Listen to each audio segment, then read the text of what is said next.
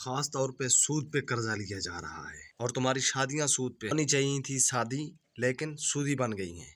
نکاح سنت عمل ہے، لیکن شادی پہ نکاح پہ فضول خرچی کرنا خلاف شریعت اور خلاف دین۔ بہت سارے رسومات کے مطابق اپنی مرضی کے مطابق بڑی بڑی محفلیں اور میلاد سجا، اسلام میں ان تقریبوں کی کوئی گنجائش نہیں ہے۔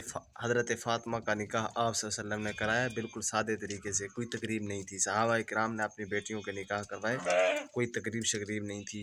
اور شادی پہ بڑی محفلیں سجا سجا کر اور مسلمان غریبوں کی بچیوں کو منگوا کر ان کو نچوانا اور ان کے اوپر پیسے پھینکنا، آخر وہ تو کسی کی بیٹیاں ہیں۔ نکاح کرنی چاہیے، شادی کرنی چاہیے، منگنی ہونی چاہیے، لیکن سنت کے مطابق، سنت طریقے کے مطابق آپ صلی اللہ علیہ وسلم کے دین کا مذاق نہ اڑایا جائے، اور ان کی بچیوں کو آ کر نچوایا نہ جائے، ان کے اوپر پیسے پھینک رہے ہوتے ہیں۔ اللہ تبارک و تعالی دین اسلام اور شریعت کے مطابق ہمیں اپنی بچیوں کی شادیاں اور منگنیاں کرنے کی توفیق عطا فرمائے۔